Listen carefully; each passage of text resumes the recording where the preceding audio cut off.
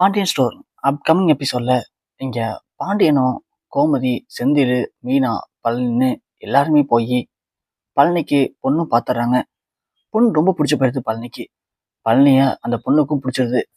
பாண்டியன் தன் குடும்பத்துல நடந்த எல்லா விஷயத்தையும் அந்த பொண்ணு வீட்டுல சொல்லிடுறாரு. அதோட பழனியுடைய அண்ணனுங்க என்னென்ன பண்ணுவானுங்க, பழனி என்னுடைய கடையில இப்போதைக்கு சாதாரண ஒரு வேலை பார்த்துட்டு இருக்கான். ஆனா அதுக்குன்னு நான் அவனை அப்படியே விட்டுற மாட்டேன். பழனி என்னுடைய மூத்த பிள்ளை மாதிரி. என் பசங்களுக்கு நான் என்னெல்லாம் பின்னாடி பண்றனோ அது எல்லாத்தையுமே பழனிக்கும் பண்ணுவேன் அப்படின்னு பாண்டியன் சொல்றாரு. பொண்ணு வீட்டுக்காரங்க உடனே, ஐயோ இதான் நீங்க சொல்ல தேவையில்லைங்க, ஆல்ரெடி தரகர் உங்களை பத்தி எல்லாத்தையும் சொல்லிட்டாரு, எங்களுக்கு ஓகே தான், பொண்ணை மாப்பிள்ளைக்கு பிடிச்சிக்கிற மட்டும் கேட்டுக்குங்க அப்படின்னு சொல்றாங்க. ஐயோ அப்படிலாம் இல்லைங்க, எங்களுக்கு பிடிச்சாலே அவனுக்கு பிடிச்ச மாதிரி தான், அவனுக்குன்னு இதுவரைக்கும் தனியா எதுவும் பண்ணதில்லை, நாங்க பண்றதை எல்லாத்தையும் மனப்பூர்வமா ஏத்துப்பான் அப்படின்னு சொல்லி பழனிட்டையும் கேட்குறாங்க. பழனிக்கும் பொண்ணை பிடிச்சிருக்கு, பொண்ணுக்கும் பழனியை பிடிச்சிருக்கு, சரி நாம அடுத்து வர முகூர்த்தத்துல நிச்சயத்தம் பண்ணிக்கலாம் அப்படின்னு சொல்லி அங்கிருந்து கிளம்பி எல்லாருமே வந்துடுறாங்க. வரத்துக்கு முன்னாடி பாண்டியன் சொல்லிட்டுறாரு, இது மாதிரி பழனி அண்ணன் தேவையில்லாம வந்து இங்க ஏதாவது தப்பா சொல்லுவானுங்க, அதை மட்டும் தயவு செஞ்சு நம்பிடாதீங்க அப்படின்னு சொல்லிட்டு வந்துடுறாரு. வந்ததும் இங்க பார்த்தா கரெக்டா பழனியோட அம்மா வாசல் நின்றுட்டு இருக்காங்க. எல்லாம் எங்க போயிட்டு வரீங்க அப்படின்னு கேட்க, பாண்டிய உடனே எல்லாரும் நிக்க வச்சு, இது மாதிரி பழனிக்கு பொண்ணு பார்த்தாச்சு, பொண்ணை பழனிக்கு பிடிச்சிருக்கு, பழனிக்கும் பொண்ணை பிடிச்சிருக்கு, அந்த வீட்டுல இருக்கவங்களுக்கும் பழனியை பிடிச்சிருக்கு, அதனால அடுத்தது நாங்க நிச்சயதார்த்தம் பண்ண போறோம், அப்புறம் இந்த ஊரே பார்க்குற அளவுக்கு பழனிக்கு கல்யாணம் பண்ண போறோம், இன்னும் கொஞ்ச நாள்ல பழனியும் குடும்பஸ்தம் ஆயிடுவான் அப்படின்னு பாண்டியன் சொல்றாரு. ஆனா அது வரைக்கும் இந்த விஷயத்த மட்டும் உங்க பசங்களுடைய காதுக்கு கொண்டு போகாம பாத்துக்கோங்க, அப்படி போனுச்சுன்னா அப்புறம் அவனுங்க சும்மா இல்லாம உங்க பசங்க தேவையில்லாம அந்த பொண்ணு வீட்டுக்கு போயிட்டு இது மாதிரி பழனியை பத்தி தேவையில்லாத விஷயங்களை பேசி இந்த கல்யாணத்தை நிப்பாட ட்ரை பண்ணுவாங்க அப்படின்னு பாண்டியன் சொல்றாரு.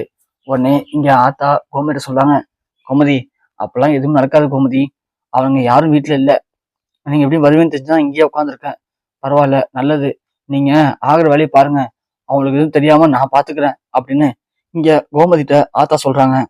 சரிம்மா நீ உள்ள போ, போயிட்டு சாப்பிடு, நீ பாத்துரு சரியா, நிச்சயதார்த்தம் பண்ணும்போது எப்படியாச்சும் நாங்க உங்களை அழைச்சிட்டு போறோம் அப்படின்னு கோமதி சொல்றாங்க. சரிம்மா அப்படின்னு சொல்லிட்டு பழனியை பார்த்து, பழனி சரிப்பா போய் சாப்பிடுப்பா போப்பா, எனக்கு ரொம்ப சந்தோஷமா இருக்குப்பா, எனக்கு இந்த சந்தோஷம் போதும், உனக்கு மட்டும் எப்படியாவது நல்லபடியா கல்யாணத்தை பண்ணி பார்த்துட்டேனா எனக்கு வேற எந்த ஒரு கஷ்டமும் இருக்காதுப்பா அப்படின்னு சொல்லிட்டு இங்க அப்பத்தா உள்ள போறாங்க. இங்க பாண்டியன் குடும்பத்துல இருக்கிற எல்லாருமே செம சந்தோஷமா இருக்காங்க. சொல்லப்போனா அதுக்கப்புறமா செந்தில் சரவண கதிர்னு வந்து எல்லாருமே இங்க பழனிய செமையா கலாய்ச்சிட்டு இருக்காங்க. என்னம்மாமா பொண்ணே கிடைக்காதுன்னு சொன்னேன், உங்க அண்ணனுங்க கெடுத்துருவான்னு சொன்னேன், ஆனா இன்னைக்கு போய் பொண்ணு பார்த்துட்டு வந்துட்ட, பொண்ணு உனக்கு பிடிச்சிருக்காமே, அப்புறம் என்ன உனக்கு இனிமே பிரச்சனையே இல்லதான், கல்யாணம் நடந்துரும் அப்படி இப்படின்னு இங்க பழனியை போட்டு கலாய்ச்சிட்டு இருக்கானுங்க. ஆனா பழனி மட்டும் ஒரு மாதிரி சோகமாவே இருக்காரு. ஏன் மாமா நீ மட்டும் சோகமாவே இருக்க, என்னாச்சு மாமா? இல்லடா, நாம பொண்ணு பார்க்கறது ஒன்றும் பெரிய விஷயம் இல்லை, பொண்ணை பார்த்தாச்சு, ஆனா எங்க அண்ணனுங்கள்ட்ட இருந்து அந்த பொண்ணு வீட்டை எப்படி காப்பாத்துறது, எங்க அண்ணன் காதுக்கு போனுச்சுன்னா உடனே கிளம்பி இங்கேருந்து போயிட்டு இது மாதிரி என்னை பத்தி தேவையில்லாத பேசி இந்த கல்யாணத்தை எப்படியாவது நிப்பாட்டதான் ட்ரை பண்ணுவானுங்க, அவனுங்களுக்கு உண்மையாலுமே என் மேல அப்படி என்னதான் கோபம்னு தெரியல அப்படின்னு இங்க பழனி ஃபீல் பண்றாரு.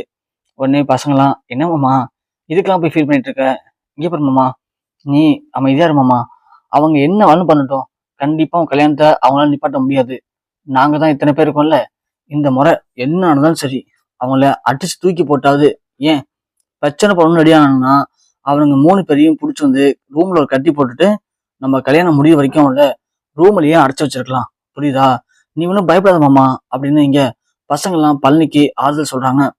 இன்னொரு பக்கம் பார்த்தா ஆத்தா இங்க செம சந்தோஷமா இருக்காங்க. செம சந்தோஷமா இருக்கிறத பார்த்தா வடிவும் மாறியும், அத்தை என்னத்த ரொம்ப மகிழ்ச்சியா இருக்கீங்க, என்னாச்சு எதுவும் நல்ல விஷயமா அப்படின்னு கேட்க, ஏய் எங்கடி அவனுங்க, அவங்க எல்லாம் சாப்பிட்டுட்டு படுக்க போயிட்டாங்க அத்தை, போயிட்டானுங்களா, சரி சரி வாங்க வாங்க அப்படின்னு கொலை பக்கமா அழைச்சிட்டு போய் இங்க சொல்றாங்க. இது மாதிரி இன்னைக்கு பாண்டியன் பழனி அழைச்சிக்கிட்டு பக்கத்து ஊருக்கு பொண்ணு பார்க்க போயிருக்காங்க. அப்படியா அத்தை, பரவாயில்லையே நல்ல விஷயமாச்சு, கொழுந்தாருக்கு பொண்ணு ஓகேவாமா, பொண்ணு பிடிச்சிருக்கா? பாண்டியனுக்கும் பிடிச்சிருக்கான், கோமதிக்கும் பிடிச்சிருக்கான், ஏன் பழனிக்கே பொண்ணு பிடிச்சிருக்கான், பொண்ணுக்கும் பழனியை பிடிச்சிருக்கான், அதுவும் வேலைக்கு போற பொண்ணா, நல்லா படிச்சிருக்கான் அந்த பொண்ணு, பழனியை பத்தி பாண்டியன் மாப்பிள்ள அந்த வீட்டுல எல்லாமே சொல்லிட்டாராம், அந்த வீட்டுல இருக்கவங்களுக்கும் எல்லாத்துக்கும் சம்மந்தமா, இனிமே போய் உன் புருஷனுங்க பழனியை பத்தி என்ன சொன்னாலும் அந்த வீட்டுல யாரும் நம்ப மாட்டாங்களாம், அதனால மாப்பிள்ளை ரொம்ப உறுதியா சொல்லியிருக்காரு, இந்த சம்மந்தம் கண்டிப்பா முடிஞ்சிரும் அத்தை அப்படின்னு சொல்லிட்டு. அப்படி மட்டும் பழனிக்கு நல்லபடியா எந்த பிரச்சனையும் இல்லாம கல்யாணம் ஆயிடுச்சுன்னா எனக்கு அதை தாண்டி இரண்டி கவலை இருக்க போது, நான் சந்தோஷமா கண்ணை மூடுவேன் அப்படின்னு எங்க ஆத்தா சொல்ல, இங்க வடி ஒண்ணு, என்னத்த இப்படி பேசுறீங்க, அப்படிலாம் பேசாதீங்க, இருங்க இன்னும் நாள் இருக்கு, இன்னும் கொழுந்தா இருக்கு, ஒரு குழந்தை பிறக்கணும், அந்த குழந்தைய எடுத்து நீங்க வளர்க்கணும், இன்னும் எவ்வளவு கடமை உங்களுக்கு பாக்கி இருக்கு, அதுக்குள்ள இப்படி பேசுறீங்க, சந்தோஷமா பேசுற நேரத்துல ஏன் இப்படி பேசுறீங்க, சரி வாங்க இதே சந்தோஷம் வந்து சாப்பிடுங்க, நீங்க மாத்திரை சாப்பிடணும் வாங்க அப்படின்னு இங்க வடிவு மாதிரியும் அவங்க அழைச்சிட்டு போறாங்க. இதை நம்ம கொல்ல பக்கமா வந்த சக்திவேலு காதல வாங்கிறாரு. ஓ, அப்போ இந்த பாண்டியன் திருட்டுத்தனமா போய் பழனிக்கு பொண்ணு பாக்குறானா, பொண்ணு பார்த்துட்டு நிச்சயதார்த்தம் பண்ண போறானா, இதை சும்மா விடக்கூடாது, எப்படியாச்சும் இதை கெடுத்தாகணுமே, எங்க பொண்ணு பார்த்திருக்கான் ஒன்னும் புரியலையே அப்படின்னு சக்திவேலு யோசிச்சுட்டு இருக்காரு. யோசிச்சுட்டு அடுத்த நாள் மில்லுக்கு போற வழியில ஒரு தரகர் பாண்டியன் பேசுறத சக்திவேலு பாக்கலாம். இந்த தரகர் ஏன் பாண்டியன் பேசிட்டு இருக்கான், ஒருவேளை இவன் தான் பழனிக்கு பொண்ணு பார்த்திருப்பானோ அப்படின்னு சக்திவேலு முடிவு பண்றாரு. பாண்டியன் பேசி முடிச்சுட்டு போனதுக்கு அப்புறமா அந்த தரகரை பிடிச்சி இங்க சக்திவேலு விசாரிக்கிறான். இது மாதிரி பாண்டியன் பேசினியே, பாண்டியனுடைய மச்சான் இருக்கானே பழனி, அவன் எங்க பொண்ணு பார்த்திருக்க அப்படி எப்படின்னு விசாரிக்கிறாங்க. விசாரிச்சா தரகரும் அந்த அட்ரஸ் கொடுக்குறாரு. சக்திவேலு குமார் அழைச்சிட்டு அந்த வீட்டுக்கு போறான். போயிட்டு இது மாதிரி பழனின்னு ஒருத்தனுக்கு பொண்ணு பார்த்து போனாச்சு வந்து அப்படின்னு கேட்குறாங்க.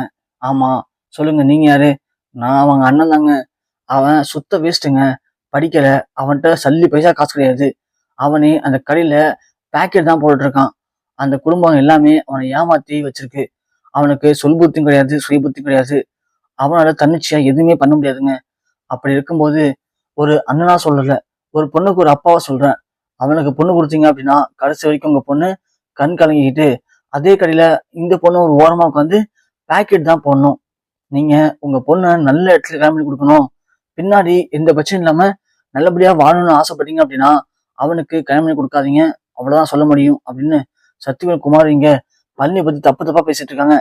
அப்போ தரகர் வந்து பாண்டியன்ட்ட உங்களை பொண்ணுட்டுக்காரங்க பார்க்கணும்னு சொன்னாங்க, இது மாதிரி நிச்சயத்த டேட்டையும் கல்யாண டேட்டையும் புக் பண்ணணும்னு சொன்னாங்க, உங்களை வர சொன்னாங்கன்னு சொன்னதால பாண்டியனும் அங்கதான் போயிட்டு இருக்காரு. அதுக்கு முன்னாடி சக்திவேலு போய் எல்லாத்தையும் சொல்லிட்டு இருக்கத பாண்டியன் பாத்துறாரு. உடனே பாண்டியன் உள்ள போய் சக்திவேல் சட்டையை பிடிச்சி பல அறையாரு. ஏண்டா நீலாம் ஒரு மனுஷனாடா, கூட பிறந்த தம்பியை பத்தி இப்படி கேவலமா சொல்றியே, உனக்கு என்னடா அப்படி அதுல ஒரு அல்ப சந்தோஷம் அப்படின்னு சொல்லி அங்க பெரிய கலவரமா ஆயிடுது. கரெக்டா சரவணன் வந்து செந்தில் வந்துடுறாங்க. வந்ததும் இங்க குமார் செந்திலையும் அடிச்சு துரத்தி விடுறாங்க. அதுக்கப்புறமா பொண்ணுட்டாங்க சொல்றாங்க, இங்க பாருங்க, நான் தான் அன்னைக்கு சொன்னல, இந்த மாதிரி அவனுக்கு கல்யாணம் ஆகக்கூடாது அப்படின்னு கூட பிறந்த அண்ணனுங்களே நினைக்கிறானுங்க, ஆனா அவன் சொக்க தங்குங்க, உண்மையான சொல்றேன், நீங்க வேணா வந்து அக்கம் பக்கத்துல விசாரிச்சு பாருங்க, பழனி எப்படியாப்பட்டவன்னு உங்களுக்கே புரியும், தயவு செஞ்சு இந்த மாதிரி ஆளுங்க சொல்றதுக்கு நம்பி கல்யாணத்தை பண்ணி நிப்பாடிடாதீங்க அப்படின்னு பாண்டியன் கையெடுத்து கும்புறாரு. உடனே பொண்ணுட்டு சொல்றாங்க, புரியுது தம்பி, நாங்க ஆல்ரெடி உங்க மச்சானை பத்தி விசாரிச்சிட்டோம், விசாரிச்ச வரைக்கும் எல்லாருமே ரொம்ப அன்பானவரு, ரொம்ப அமைதியானவருன்னு தான் சொல்றாங்க, ஆனா கூட பிறந்த அண்ணனுங்களே ஏன் இப்படி இருக்கானுங்க அப்படின்னு கேட்க, இவங்களுக்கு சொத்து பைத்தியங்க, இவங்கள்ட்ட ஏகப்பட்ட சொத்து இருக்கு, எங்க தம்பிக்கு கல்யாணம் ஆயிடுச்சுன்னா சொத்தை பாதியா பிடிச்சு தரணுமோ அப்படின்னு அந்த ஒரு பயத்துலதான் அவனுக்கு கல்யாணமே ஆகக்கூடாதுன்னு நினைக்கிறானுங்க. இப்படியாப்பட்ட மோசமான ஆட்களும் நம்ம கூட நம்ம ஊர்ல தாங்க வாழ்ந்துட்டு இருக்காங்க, தயவு செஞ்சு இந்த மாதிரி ஆளுங்களுடைய பேச்சை கேட்டு பாவம் ஒரு அப்பாவியுடைய கல்யாணத்தை கெடுத்துறாதீங்க அப்படின்னு பாண்டியன் கையெடுத்து கும்பிட்டுட்டு அங்கிருந்து கிளம்புறாரு.